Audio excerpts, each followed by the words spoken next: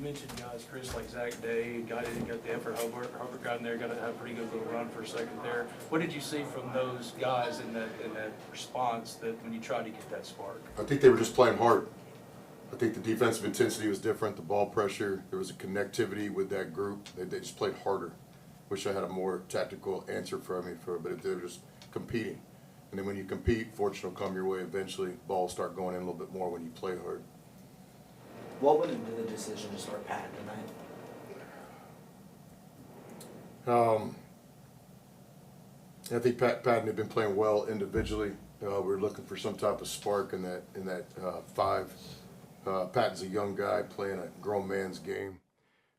He deserved that opportunity based on his game performance and practice performance. I feel like it gets talked about a lot when one guy comes in and plays with a ton of effort. That can rub off, but can that work against you too? If maybe there's not a lot of effort being shown, can that rub off on the whole floor? I don't understand that question. Try again. Okay. A lot of times, like when someone comes in and brings a lot of energy, people say it rubs off on the whole team. Can the opposite be true if there's not a lot of energy? Not with good teams. Because the four guys that are out there busting their ass, if there's somebody taking a play off or possession off, it's handled on the floor. But we got a team right now where the coach has to fight the fights. I mean, I'm sitting on the bench watching the game, and I'm not saying it's all the players' fault because it's ultimately is my fault. No, to answer your question specifically, I mean, you got somebody out there not playing with effort on good teams. It's handled before it ever gets to the coach. This is a player-led team. We're just not there right now. But I'm not deflecting my role in this either. We're obviously not a well-coached team right now, period. Any more questions? All right, This is an obvious question, but how infuriating is it when you guys come off of a two-game, you didn't play particularly well, it's like the second night in California, and then you don't get the effort after you've had a good bit of time between games? Yeah, it is infuriating. It's concerning. I don't know. I'm not going to sit up here and just give coaching speak. I've never been in this personal situation in my coaching career. All the credit goes to all the great players that we've coached over the years.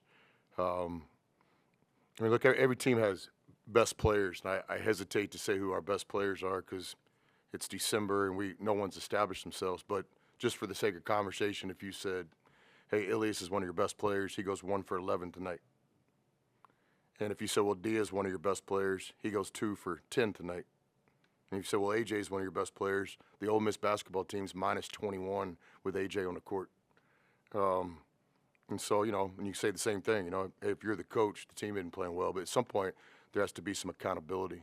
So tonight in the second half, there was accountability. We found 5 guys that were willing to play really hard. And again, I thought there was a lot of positives in the second half. So,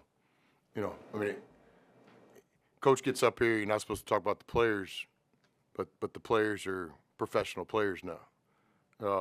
Just like any criticism to the coaching staff and myself is warranted, bring it on. But at some point, again, if I told you before the game that Dia's going to go 2 for 10, Ilias is going to go 1 for 11, and AJ, when he's on the court, Ole Miss is going to get run off the court. It's going to be a hard night. You look at it on the flip side, in my opinion, from the outside looking in, Miami's best players are 5, 7, and 10. And they have a true point guard in Trey Washington. Well, what did those guys do tonight? I'll let you guys read the stat sheet. 7's a freshman. He goes 18 and 9, shoots 7 for 12 from the floor. So, again, not throwing the players under the bus, but just saying, like, if we're going to fix this thing, we have to find players. Could be those same guys, could not be those same guys. We got to find some players.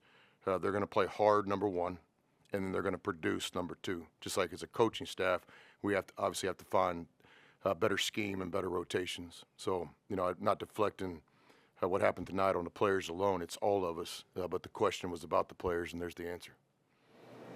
I guess, what did you learn from your defense tonight in terms of Miami had a lot more turnovers than you guys tonight in the first half? You guys kind of capitalized on a lot of those moments, just couldn't finish on the other end. What did you learn about your team's defensive effort, at least tonight?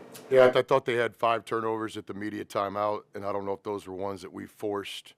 I'd have to look at it, but I think it took them a while to get their feet under them. And then really for the rest of the game, we weren't able to force turnovers that really mattered. Before we talk about defense and the tactic, you just say, was the team playing hard enough to even have success against a really good team in Miami? So it starts with effort. You know, there'd be some interesting possessions to study and try to learn from, and we were playing hard. Now as a coach, you can figure some things out, but it all starts with effort. If the guys aren't going to execute, it doesn't matter what scheme you have. You know, effort is number one. We talk a lot about attitude, effort, and body language in our program, and we're just not there yet. We use the word culture, and we don't have one right now. And so ultimately, you know, coaching staff's responsibility, myself included, at the top of the list. We just got a lot of soul searching. I think I mentioned this in Palm Springs. We don't have a rotation right now.